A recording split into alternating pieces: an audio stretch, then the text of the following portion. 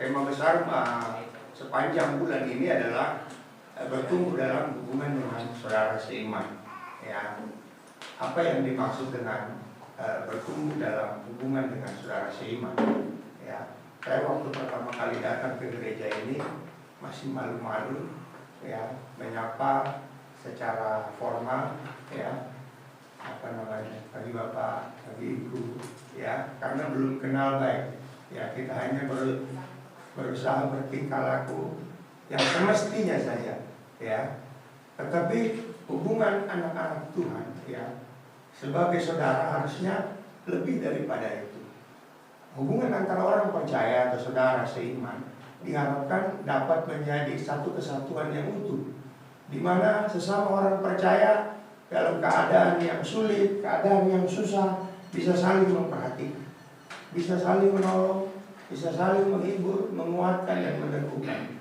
Dalam hal beribadah, kita beribadah bersama-sama dengan sukacita, ya, memuji Tuhan, menyembah Tuhan, ya. Dalam melayani Tuhan juga kita melayani dengan sehati sepikir bersama-sama. Nah, hubungan saudara yang bertumbuh baik adalah bicara kemampuan orang percaya dalam menjadi sehati sepikir, saling mengasihi dan tidak membalas kejahatan dengan kejahatan. Itulah hubungan yang bertumbuh. Ya.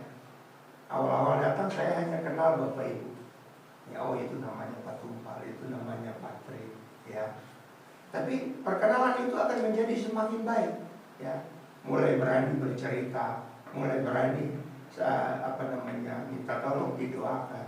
Ya. Hubungannya berkembang menjadi semakin baik, menjadi semakin karib, selayaknya seorang saudara. Ya.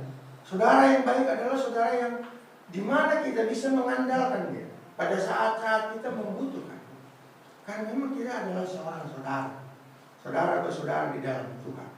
Makanya tadi di dalam Mazmur dikatakan sungguh alangkah baiknya dan indahnya apabila saudara-saudara hidup rukun bersama.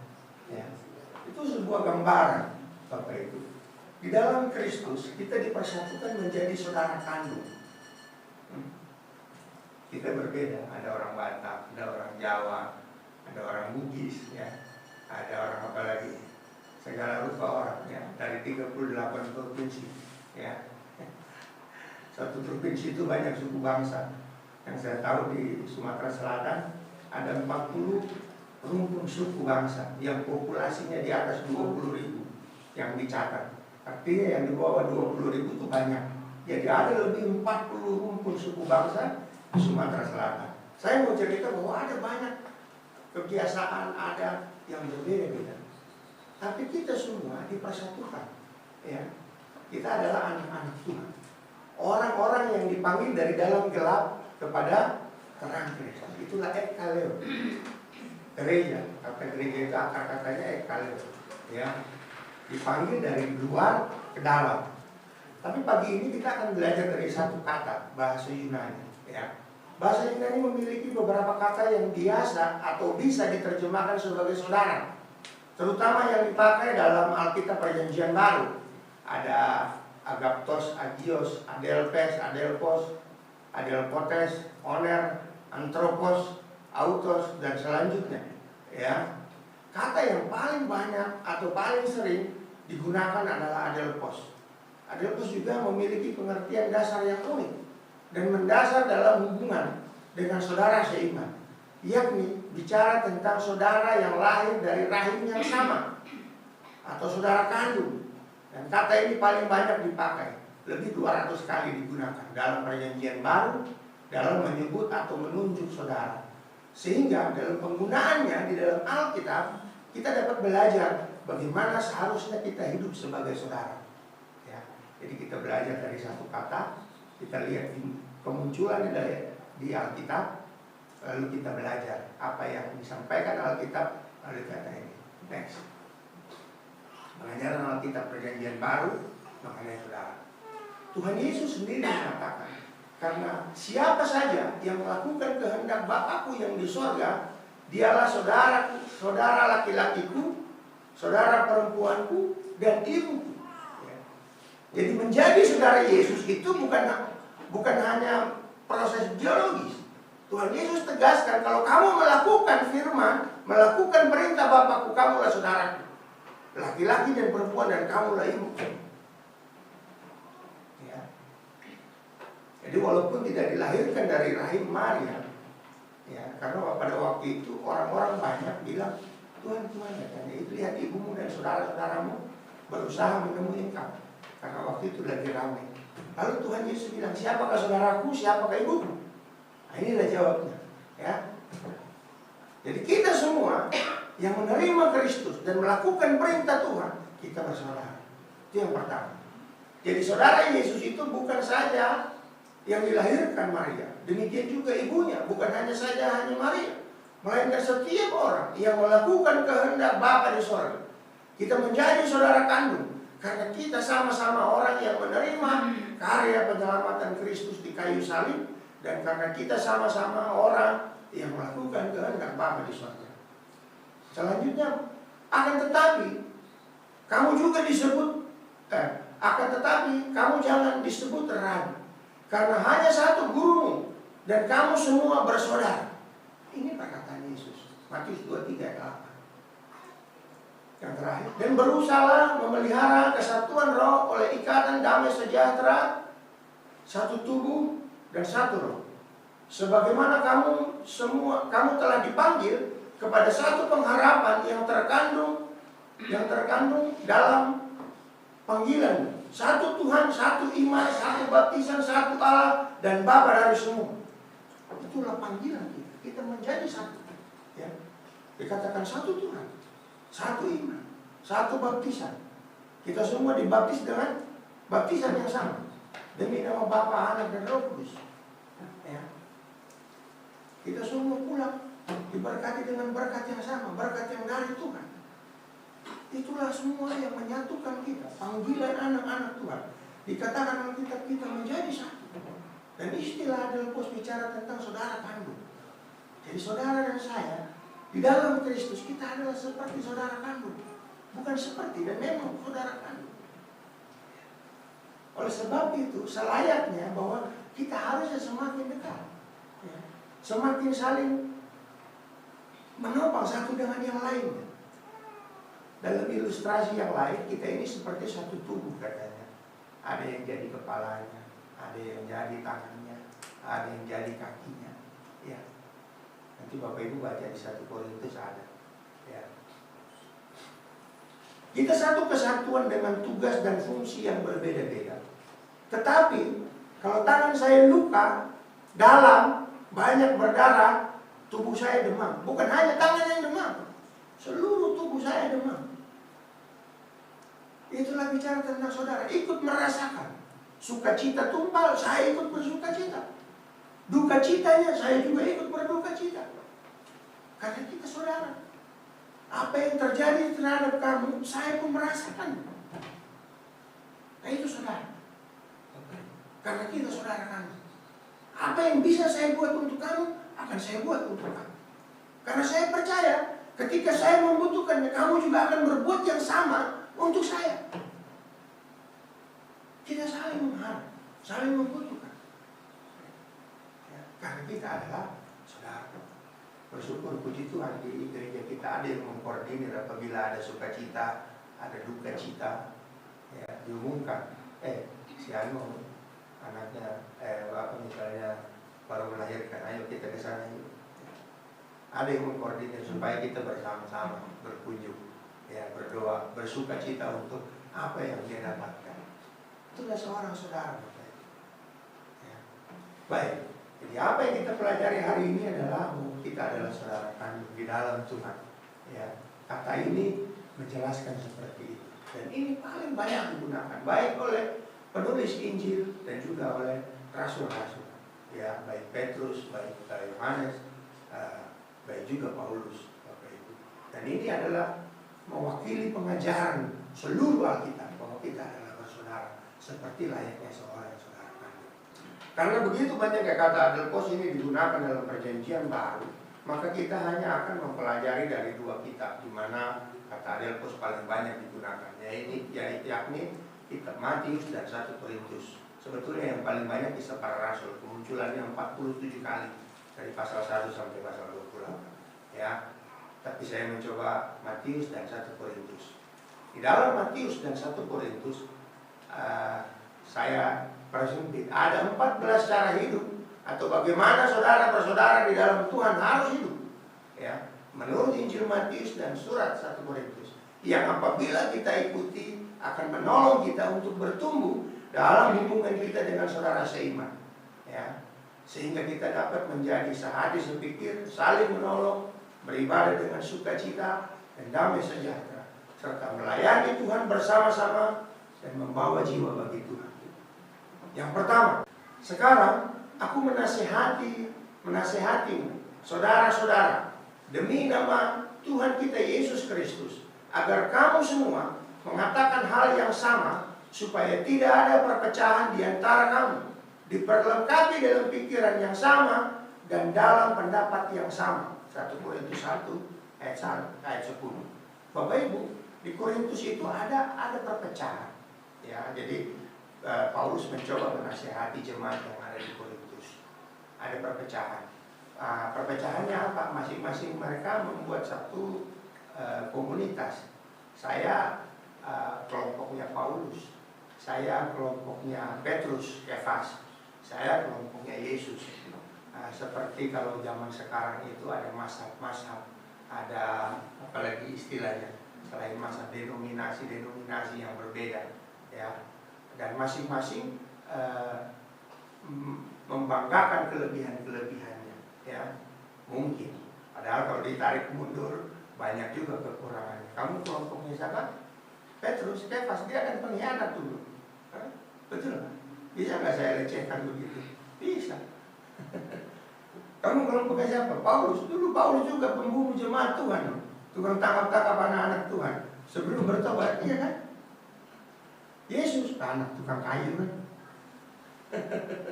Ya. Ada banyak hal yang bisa dibanggakan, tapi ada banyak hal juga di masa lalu kita yang kalau orang tahu bisa jatuhkan kita. Ada aja alasannya. Ya. Nah, tapi Paulus mau katakan di situ bahwa hiduplah dengan sehati sepikir. Bagaimana? Bayangannya adalah di Filipi. Bagaimana Yesus yang adalah putra Allah tidak mempertahankan apa yang dia miliki, melainkan telah mengosongkan dirinya, mengambil rupa seorang hamba dan taat sampai mati. Tuhan Yesus punya hal yang bisa dibanggakan dan tidak bisa dilecehkan, tidak bisa dijatuhkan. Tapi demi menyelamatkan kita, dia mau mengosongkan dirinya dan mengambil rupa hamba dan taat sampai mati di kayu salib. Ya. Bahkan ketika Yesus disalib ditantang, kamu sembuhkan orang, kamu buat banyak mujizat. Sekarang kalau kamu bisa turun dari salib, saya akan percaya kepada kamu. Bergejolak ke hati. Kalau kita ditantang, kita bisa, tapi kita harus menahan itu supaya rencananya berhasil. Ya. Dan Yesus tidak melakukan apapun. Tapi dalam keadaan yang lemah, dalam keadaan yang tidak melawan, kesimpulan akhirnya adalah sungguh dia ini adalah anak Allah. Siapa yang bilang? Kepala pasukan. Dia berdiri di bawah salib lalu dia sungguh dia anak Allah. Tidak melawan, tidak mengeluarkan semua yang dia punya dan bisa. Tetapi orang tetap bisa menilai bahwa dia adalah anak Allah. Saudara, sebenarnya hidup kita setiap hari harus bisa membuat orang di sekitar kita mengatakan seperti itu ya hidup orang Kristen, seperti itu ya hidup orang yang percaya kepada Kristus. Ya. Nah, ini pelajaran yang mendasar. Nah, supaya kita, saudara seiman, kita belajar sehati dan sepikir. Beberapa kali saya bicara dalam pergaulan kita, dalam kita jalan-jalan, waktu kita rapat, waktu kita makan, kita akan semakin melihat aslinya seseorang. Ya, misalnya saya, kalau di mimbar bagus, tapi kalau makan nggak bagus, misalnya.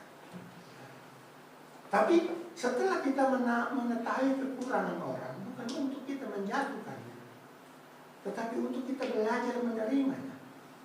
Dan kalau bisa yang buruk kita nasihati, karena kita semua punya kekurangan. Betul? Kalau ada perpecahan juga di tengah-tengah kita, jangan pergi sama orang lain, cari nasihat. Udah. Di situ di 1 Korintus 6 ayat 5, ya, jangan pergi mencari penyelesaian kepada orang yang tidak percaya, karena itu memalukan. Ya, jadi apa yang terjadi baik buruk di dalam sini jangan bawa keluar. Jangan cerita-cerita gereja gue payah, gak kompak, gak asyik. Ya. Cukup jadi makanan kita, bahkan kita harus berdoa untuk itu. Ya. Dan itulah perjuangan kita selama kita hidup bersama. Bagaimana menjadi sehati sepikir itu bukan bisa terjadi dalam 1-2 hari. Ya. Pertemuan kita butuh waktu yang panjang. Ya. Mungkin ada yang di sini sudah berjemaat bersama-sama puluhan tahun, tetapi juga masih belum sehati sepikir. Ya. Itu pelajaran yang lama. Butuh butuh kesadaran diri dan butuh kemauan untuk kita juga menahan diri. Iya, saya sama dia. Apa sih yang mau saya banggakan? Kan begitu ya. Oke. Kita semua punya. Ya. Itu yang pertama, dari kata Adelphos bahwa sebagai saudara kita harus hidup sehati sepikir. Ya.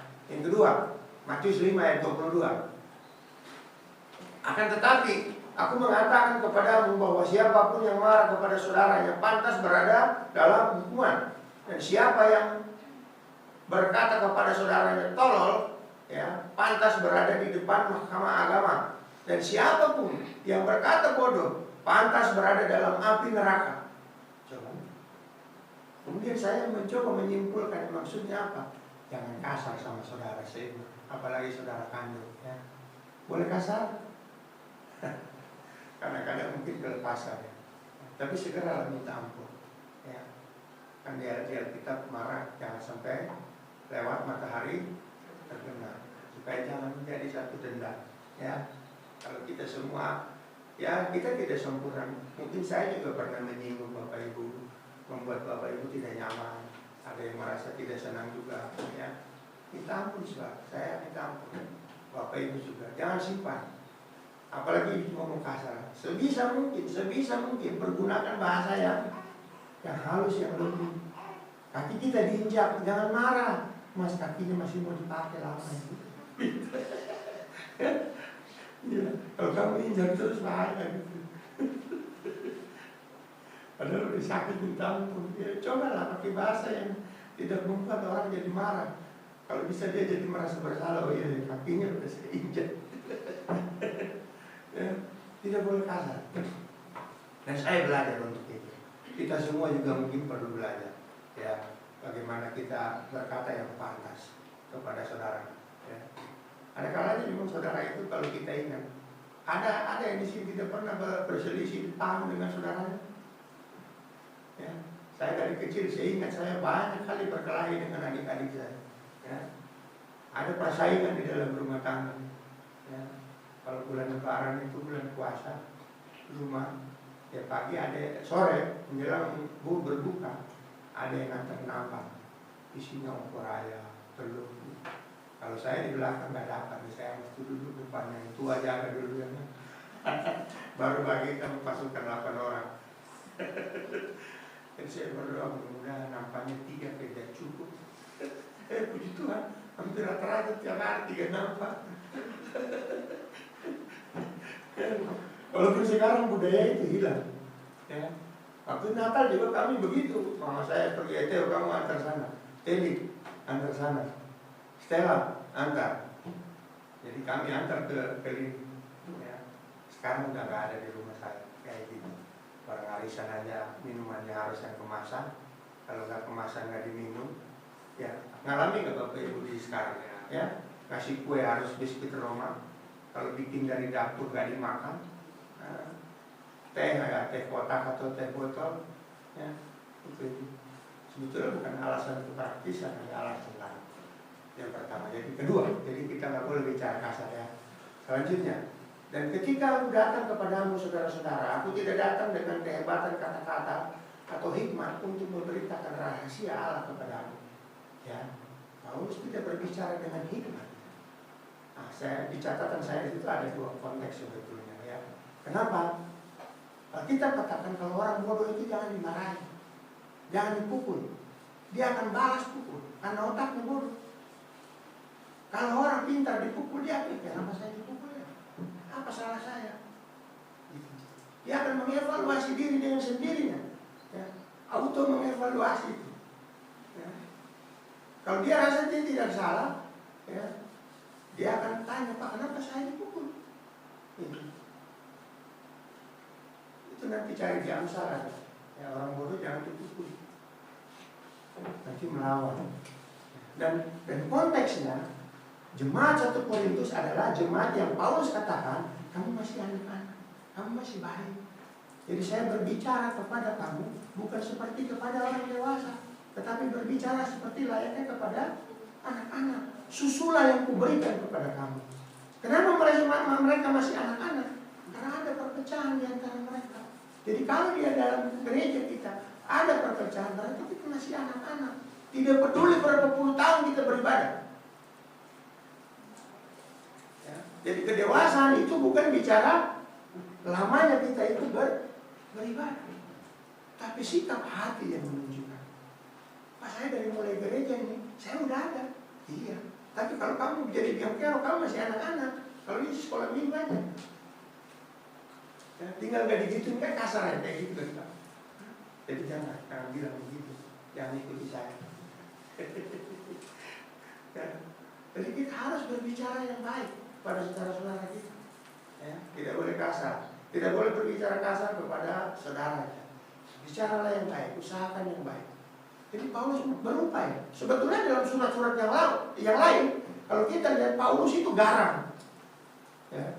Aku berkata-kata kepadamu dengan terus terang, kata Paulus.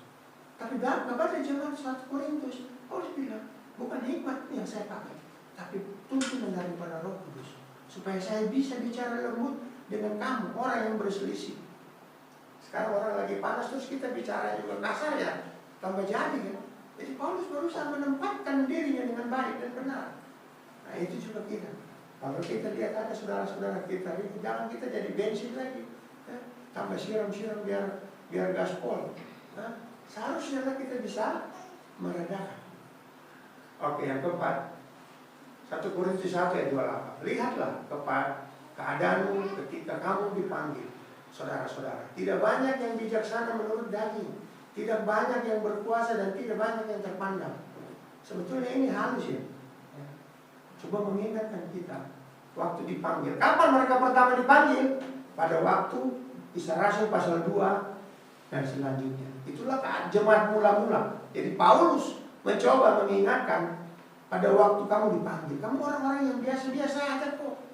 Orang yang orang pada umumnya, bukan marginal tapi pada umumnya. Kalau orang marginal itu orang di pinggiran, ya. Orang yang dipinggirkan, tidak dianggap orang. Kita bukan seperti itu. Pada waktu kamu dipanggil, kamu orang-orang yang biasa. Ketika kamu mendengar khotbah, kamu mulai sombong dengan saudaramu. Ya.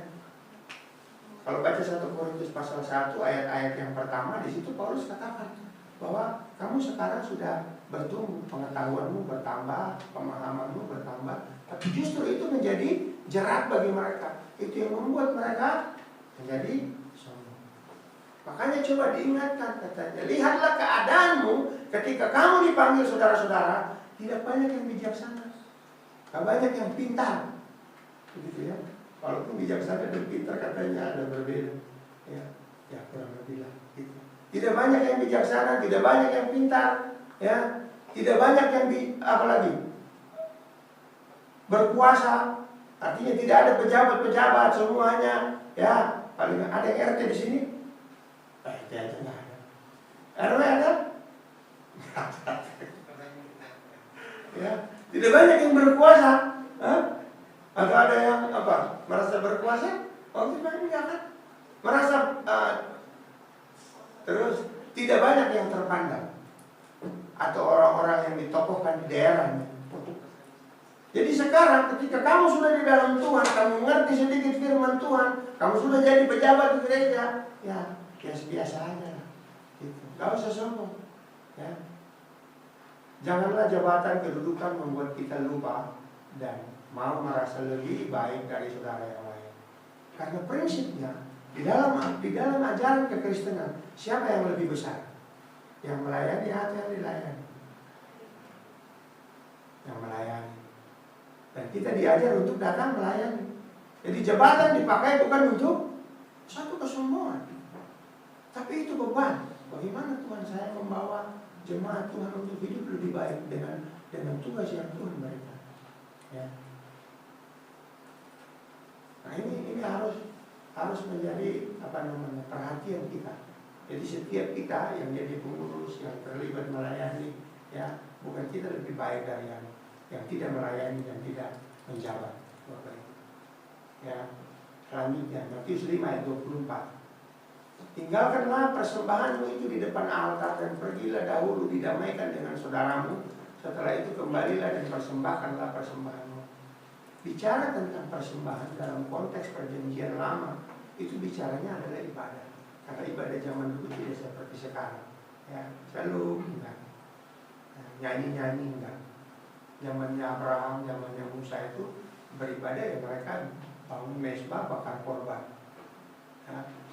Dan tradisi itu diteruskan sampai perjanjian baru, perjanjian Yesus baru mungkin sudah ada bentuk-bentuknya. Ya. Nah, tapi Bapak Ibu yang kasih bahwa ketika kita sedang beribadah atau mau beribadah, kita teringat bahwa saya ada perselisihan. Dikatakan pergi dulu. Gak ada gunanya ibadahmu kalau kamu masih menyimpan amarah. Tidak ada gunanya ibadahmu kalau kamu masih menyimpan sakit hati, menyimpan dendam. Makanya penting pergi dari rumah Tuhan. Kami mau ibadah, ampuni kami. Kalau kami juga ada salah sama orang, ampuni juga. Supaya orang itu mau juga memaafkan kami juga. Sertai kami dalam perjalanan. Tiba di gereja kami beribadah dengan sukacita. Itulah persiapan kita. Supaya kalau kita datang di sini ibadah sementara orang lain menderita karena kita sakit hati, kecewa, ibadah kita nggak ada gunanya. Sia-sia. Nah, ini nasihat supaya kita kalau mau ibadah, kalau mau berdatang kepada Tuhan, ingat dulu saya ada apa nih. Minta ampun dulu. Kayak kalau dalam liturgi, susunan liturgi juga di awal banyak ya adalah berdoa untuk Tuhan mengampuni kita. Ya. Karena itu penting. Tuhan hanya mau datang di kumpulan orang-orang benar, orang-orang yang hidupnya suci dan kudus di hadapan Tuhan. Kalau kita minta ampun, otomatis dosanya diampuni. Otomatis. Ya, Yohanes katakan Allah adalah setia dan adil. Ia akan mengampuni kita dan menyucikan kita dari segala dosa dan kejahatan kita ketika kita mengakuinya. Kadang-kadang mengakui itu sulit. Minta ampun sama Tuhan itu gengsi kan? Tidak sulit. Jadi kalau kita mau ibadah hari Minggu atau hari apapun, baik itu sekolah minggu kayak pemuda kayak, berdoa dari Tuhan ampuni saya. Apabila mungkin kata-kata saya, perbuatan saya, supaya apa? Ibadahmu berkenan dan menyukakan hati Tuhan. Sia-sia kan kayak Kain kan? Kalau berdoa ibadahnya nggak diterima sakit hati kan? Cuma kita nggak bisa tahu aja.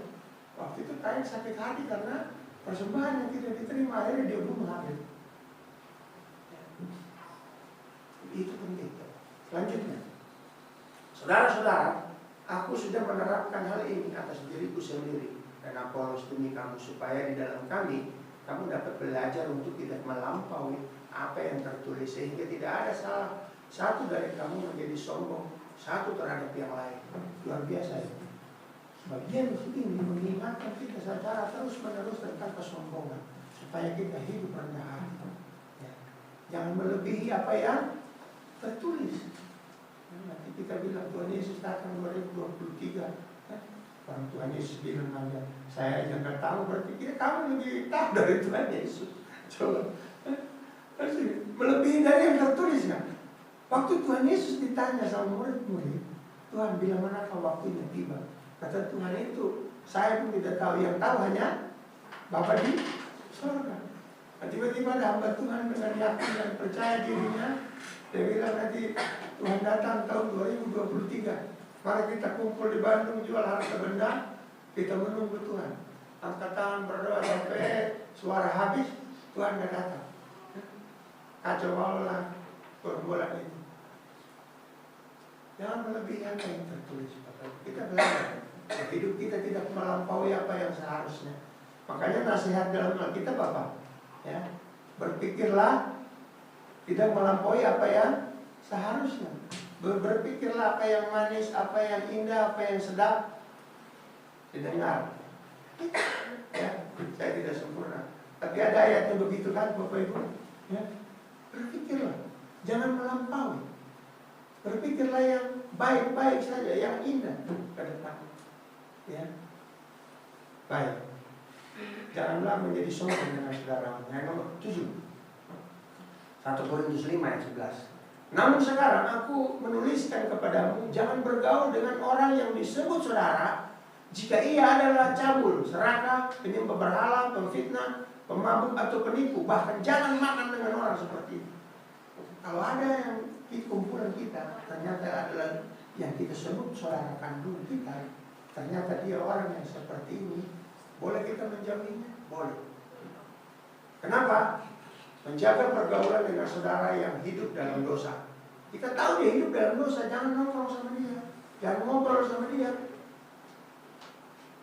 Bandingkan 1 Korintus 15 ayat 33. Janganlah kamu sesat, pergaulan yang buruk merusak kebiasaan yang baik. Tapi bukan berarti kita, apa ya namanya, kita tidak suka dengan perbuatannya, bukan dengan orangnya. Ya.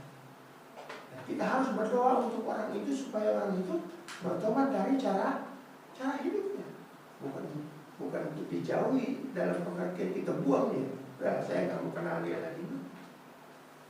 Kita harus berusaha. Dalam Yudas dikatakan save them from the fire.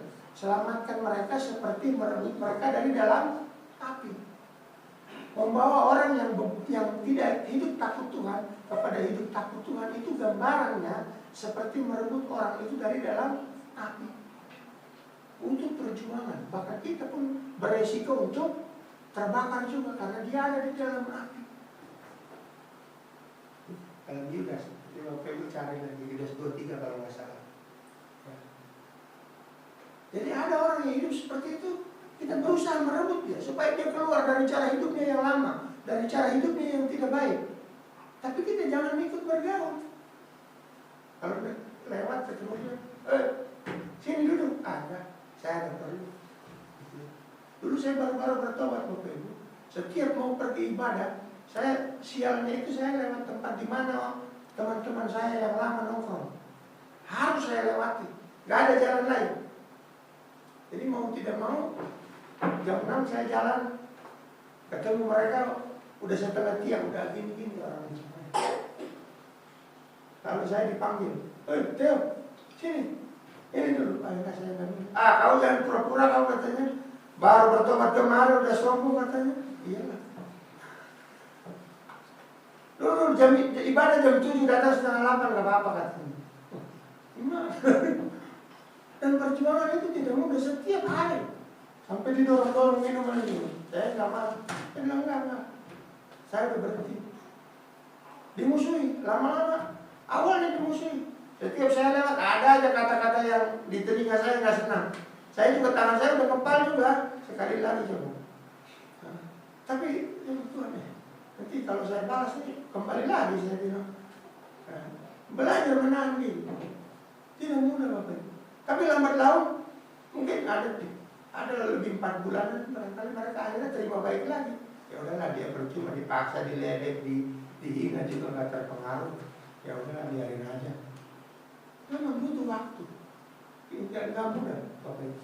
Ketika kita keluar dari satu kumpulan yang nggak baik, kumpulan yang baik itu nggak gampang. Itu saudara-saudara saya, mereka itu seiman saya. Kristen juga, gereja juga. Tahu saya mau ke gereja dihalang-halangi, bayangin. Orang Kristen menghalangi orang Kristen. Coba. Kalau dipikirnya Mas Papa, Tapi itu terjadi. Karena mereka apa? Hidup tidak takut Tuhan.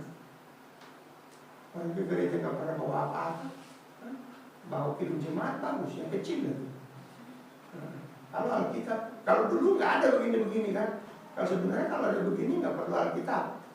Dulu nggak ada Alkitab, tapi kita udah hafal kata di luar kepala. Iyalah, di luar kepala bukan di dalam kepala. Jadi salah juga orang bilang di luar kepala, berarti di mana? Kalau Alkitab itu ada di dalam kepalamu, kamu baik sikap. Nomor 8. Dan mengapa kamu melihat serpihan kayu di mata saudaramu tetapi tidak mengetahui balok yang ada di matamu sendiri? Jangan cepat menghakimi orang lain. Ya, lebih baik kita belajar banyak mengintrospeksi diri. Saya sudah baikkah? Saya sudah menyenangkan orang kah? Gitu ya. Seringkali ada orang yang memang kayaknya hobinya atau karunianya barangkali ya mengkritik orang. Saya juga ngeri kalau ada orang karunianya mengkritik orang. Tapi di dalam satu gereja ada manusia yang kayak gini, pasti ada. Kerjanya ngeritik orang. Orang ada sempurna di matanya. Ada yang begini. Tapi puji Tuhan, nah itu mengingat saya. Supaya saya ketika ketemu dia, saya udah hati-hati. Jangan salah ya. Ngomong salah, diomongin. Bersikap salah, diomongin. Pakai baju salah, diomongin. Pokoknya semua dia lihat dalam diri kita ada. Dan itu biasanya ada. Yang mudah-mudahan di sini nggak ada sih. Saya berdoa Tuhan dalam nama Yesus nggak ada kayak begitu di sini. Tapi di banyak gereja saya selalu ketemu. Tapi dengan alasan-alasan yang baik dan Tuhan. Kan memang kita harus mengingatkan. Oh iya. Tapi juga tiap hari kali kamu ngomong kayak begitu. Belajarlah kita memperbaiki diri kita. Baik, itu selanjutnya. Nomor selanjutnya. Bukankah ini anak seorang tukang kayu? Bukankah ibunya disebut Maria dan saudara-saudaranya adalah Yakobus, Yusuf, Simon, dan Yudas? Jadi seringkali kita melihat masa lalu orang. Ini tadi saya sampaikan. Ya, jadi ketika kita melihat latar belakang orang, masa lalunya, kemudian kita merendahkan. Alhamdulillah, dia bisa. Tuhan bisa saja memanggil siapa saja, memakai siapa saja untuk melayaninya. Bahkan seringkali Tuhan memanggil orang yang bodoh bagi dunia supaya mempermalukan dunia. Itu kata firman Tuhan. Ya. Siapa murid-murid Tuhan Yesus yang 12 orang yang pertama? Siapa itu? Tukang ikan, nelayan. Kalau Bapak Ibu sekarang lihat, ya, mungkin seringkali kita tidak. Tapi orang-orang seperti itulah yang pertama-tama dipanggil Tuhan untuk menjadi penjala manusia, menjadi murid Tuhan. Tidak boleh kita memandang orang apa yang langsung underestimate. Orang ini yang bisa, saya tahu kok dia, saya tahu kecilnya, saya tahu ini. Ya. Tuhan bisa mengubah siapapun. Bahkan kata Tuhan Yesus ketika anak-anak kecil ribut, dia bilang kalau kamu suruh anak-anak yang batu ini nanti yang ngomong. Jangankan manusia, batu bisa dipakai Tuhan. Ada banyak peristiwa ajaib.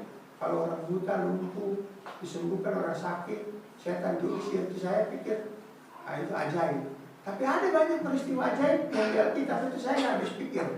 Waktu Tuhan Yesus mau masuk bait Allah, Tuhan Yesus bilang sama murid, kamu pergi ke danau mancing, nanti di mulut ikan itu ada uang. Kapan Tuhan Yesus taruh uang di mulut ikan? Itu dicatat loh di Alkitab. Saya, dahsyat banget itu keajaibannya. Kalau saya bandingkan dengan Tuhan Yesus meredakan angin, ribut. Terus waktu mau perjamuan, Tuhan Yesus pergi, karena nanti kalau kamu ketemu orang bilang Tuhan akan memakainya, tanya di mana tempat perjamuan. Langsung ditunjuk orang itu tempatnya. Ajaib Tuhan. Jadi Tuhan bisa pakai siapapun, apapun untuk keinginan Tuhan. Batulah, ikanlah, orang yang tidak dikenal, ya. Apalagi saudara seiman kita. Jadi kita tidak perlu memandang orang lain rendah. Ya. Sebetulnya apa yang mau kita banggakan? cantik, ganteng, kaya, apalagi pintar, punya jabatan. Apa yang bisa kita pakai untuk kebanggaan kita? Bapak Ibu, semua pemberian Tuhan. Baik, selanjutnya, jikalau saudaramu berdosa, pergi dan tunjukkanlah kesalahannya antara kamu dan dia saja. Jika ia mendengarkanmu, kamu telah mendapatkannya.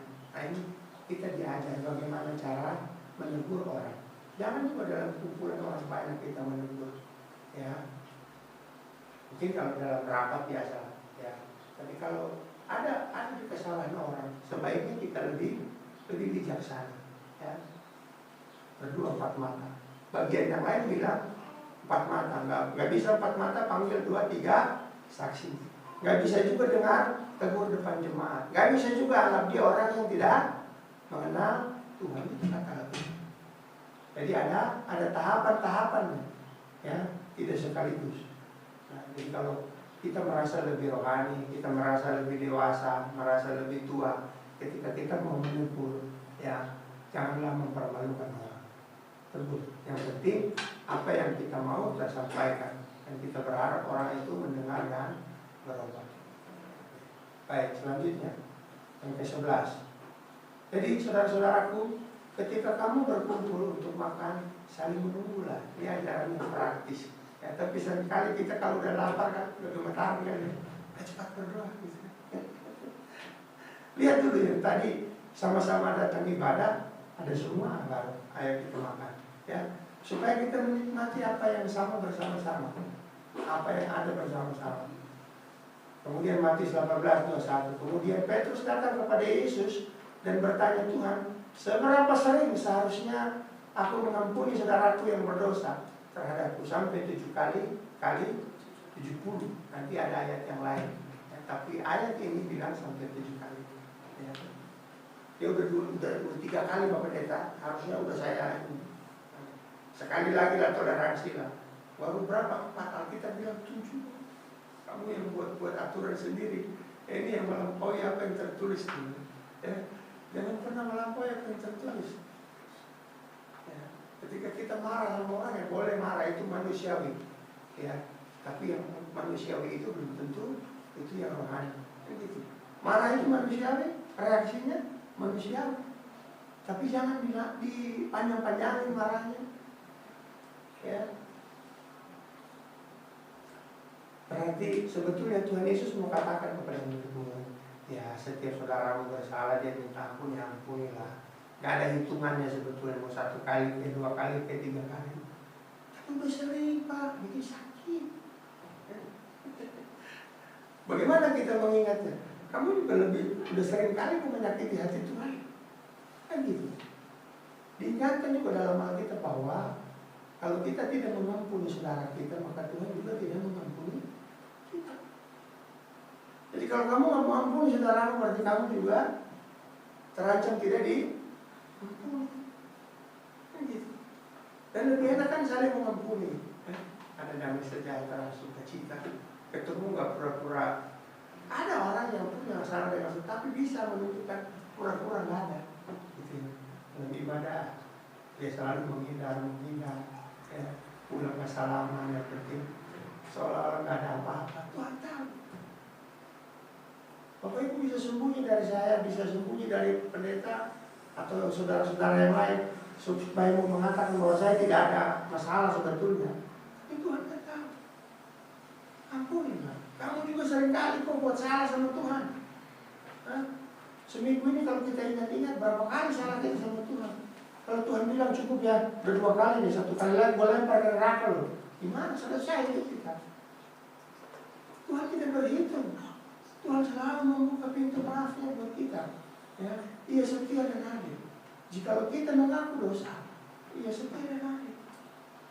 Seperti itulah Tuhan mau kita memperlakukan saudara kita. Jangan pernah jemu untuk memaafkan dan mengampuni. Tidak mudah, iya.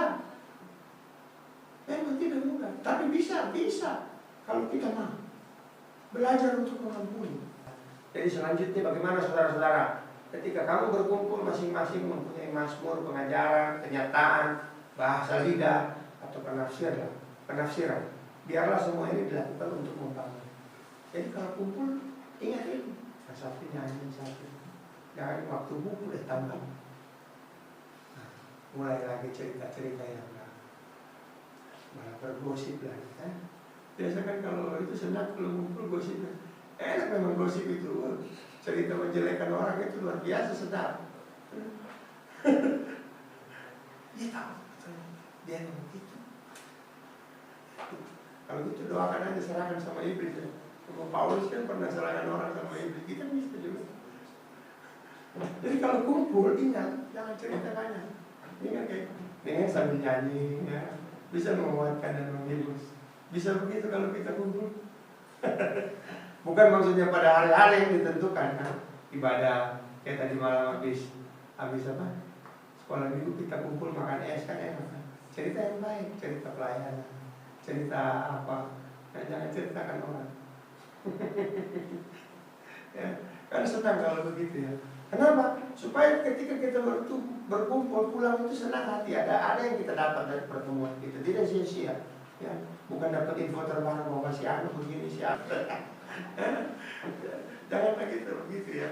Kalaupun tahu ya doakanlah, jangan terus digunjingkan, terus disampaikan ya kan. Jangan terus menyebar gitu kan. Kan itu sekarang ya nggak boleh juga kan. Ada hukumnya. Ya, yang memberikan berita hoax sama yang penyebar itu kan kena dua-dua itu. Ya. Jadi bukan hanya yang menyebar memunculkan berita, yang menyebarkannya juga sekarang tersangkut pidana. Baik, selanjutnya. Raja itu menjawab, terakhir. Raja itu menjawab, aku mengatakan yang sebenarnya kepadamu, ya, sebagaimana kamu melakukan terhadap satu dari saudara-saudaraku yang paling kecil ini, kamu melakukan untuk aku. Sebenarnya ini satu kesempatan bagi kita Bapak Ibu. Tuhan mau pada saudara-saudara itu kita melakukan yang baik. Kita pandang sama mereka.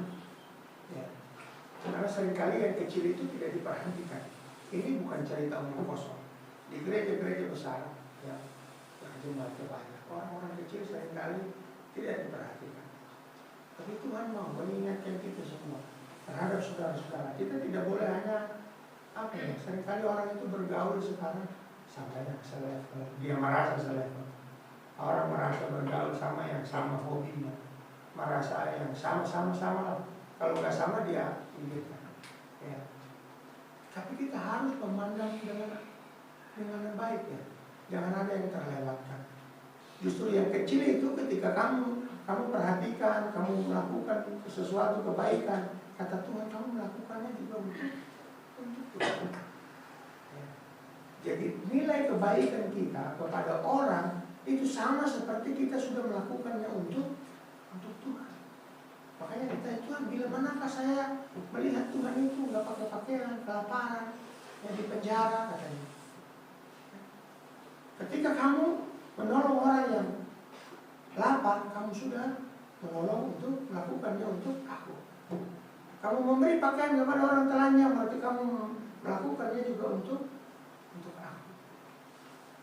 Jadi apa yang kita lakukan untuk salah seorang yang paling hina, paling kecil, paling rendah menurut manusia, kamu sudah melakukannya untuk aku. Jadi Bapak Ibu ada banyak. Dari surat Matius dan 1 Korintus ada 14 hal yang harus kita belajar supaya kita menjadi saudara kandung yang baik, ya, atau bagaimana kita bisa hidup berdampingan secara baik. Nah, buah dari persaudaraan yang bertumbuh baik adalah bertambahnya orang-orang yang diselamatkan. Saya mencoba membawa kita lihat Kisah Para Rasul pasal 2 ayat 41-47. Ini sebuah model Bapak Ibu. Cara hidup jemaat mula-mula ini menjadi model yang ideal bagi kehidupan persaudaraan yang bertumbuh. Satu hal yang menjadi perhatian kita adalah cara hidup mereka membuat Tuhan menambahkan jumlah orang yang menjadi percaya. Ayat 47 ya. Sambil memuji Allah dan mereka disukai semua orang. Dan tiap-tiap hari Tuhan menambah jumlah mereka dengan orang yang diselamatkan. Jadi kualitas gereja yang baik ya akan menentukan kuantitasnya. Gereja yang baik kuantitasnya akan bertambah. Tuhan yang tambahkan. Jadi kalau gereja tidak punya kualitas yang baik, hidup persekutuan yang baik, jangan pernah berharap ada pertambahan. Ya. Ini catatan. Jadi ketika hidup persaudaraan kita tidak baik, yang kita tampilkan itu yang manis itu pura-pura, maka kita tidak pernah akan bertambah. Ya. Jemaat mula-mula mereka disukai semua orang. Makanya Tuhan menambahkan jumlah orang-orang yang percaya. Tiap-tiap hari Tuhan menambahkan. Jadi kalau kita tanya ke gereja kita nggak tambah-tambah jumlahnya, pertanyaannya adalah kita sudah punya kualitas belum persaudaraan yang baik. Karena model dari Kisah Para Rasul ini adalah mereka adalah satu kumpulan orang yang baik. Kalau kita baca ya, mereka bertemu dalam pengajaran rasul-rasul, ya. Mereka selalu berkumpul untuk memecah roti dan berdoa, ya. Dan semua orang yang telah menjadi percaya tetap bersatu, segala kepunyaan mereka adalah kepunyaan bersama, dan selalu ada dari mereka yang menjual harta miliknya lalu membagikan. Satu gambaran ideal hidup persaudaraan, saling memperhatikan, makan, duduk bersama, belajar sama-sama, berdoa bersama-sama, memuji Tuhan bersama-sama, ya. Dan akhirnya apa? Karena mereka melakukannya dengan tulus hati, perbuatan mereka disukai orang banyak. Lalu Tuhan tambahkan mereka dengan orang-orang yang bisa. Kalau kita perbaiki kualitas hidup kita sebagai saudara di dalam Tuhan, maka kualitasnya Tuhan yang tambahkan tiap-tiap hari. Kualitas pertumbuhan persaudaraan yang baik membuat kuantitas pertumbuhan kehidupan persaudaraan terjadi dalam kumpulan orang percaya. Inilah yang paling kita harapkan terjadi dalam lingkungan Gereja Kemah Injil Indonesia, Jemaat Filipi Cengkareng. GKI Filipi Cengkareng akan menjadi gereja yang bertumbuh besar jika kita semua saling mengasihi, saling mengampuni dan hidup sehati sepikir. Ya. Jadi besar kecilnya kita tergantung dari sikap hidup kita.